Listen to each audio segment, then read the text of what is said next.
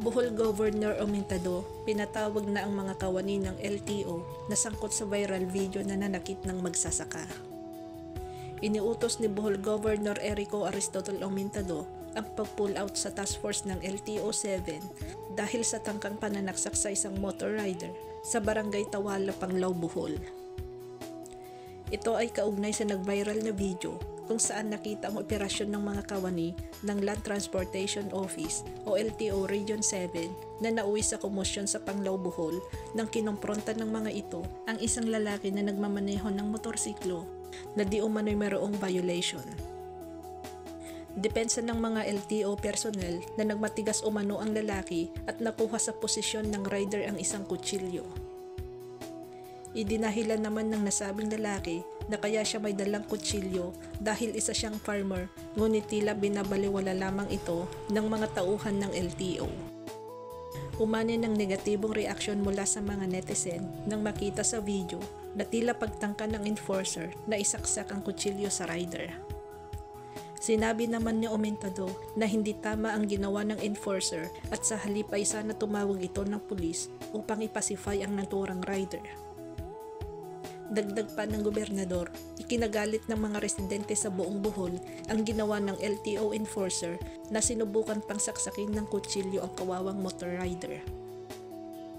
Napag-alamang ang naturang rider ay kapatid ng dating Vice Mayor sa bayan ng Panglao. Samantala, si Attorney Secretary Mendoza ay nag-utos ng muling pagsasanay sa mga LTO enforcer dahil sa viral na insidente. Sinabi ni Attorney Vigor Mendoza ang pagsasagawa ng refresher courses para sa lahat ng ahensyang nagpapatupad sa buong bansa kasunod ng viral incident sa Panglao, Bohol. Ang insidenteng nangyari sa Bohol ay nangangailangan ng mas malalim at sistematikong diskarte upang matiyak na hindi na ito mauulit sa hinaharap. So we will be holding retraining for all LTO enforcers nationwide and it's mandatory, ani Attorney Secretary Mendoza.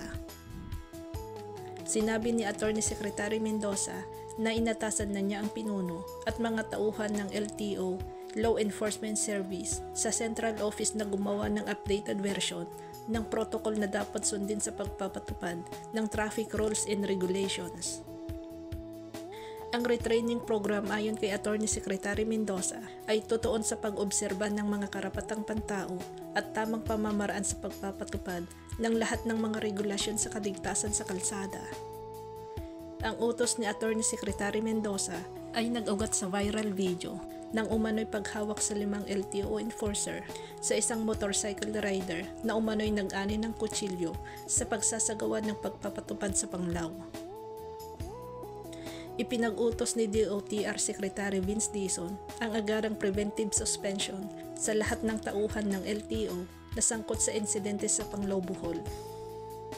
Ito ay mananatiling may bisa habang hinihintay ang pagkompleto ng isang masusing at walang kinikilingan na pagsisiyasat sa mga pangyayari na nakapalibot sa kaganapan, ang pahayag ng DOTR.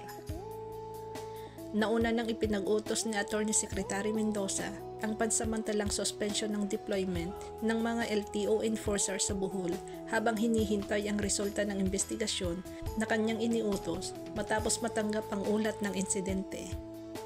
Anya, nagsagawa na ngayon ng corrective measures at bahagi nito ang pagsasagawa ng retraining program para sa lahat ng LTO enforcers. Sinabi ni Attorney Secretary Mendoza na hihingi sila ng tulong sa Philippine National Police sa pagbuo ng guidelines sa pagpapatupad ng LTO at sa mismong retraining.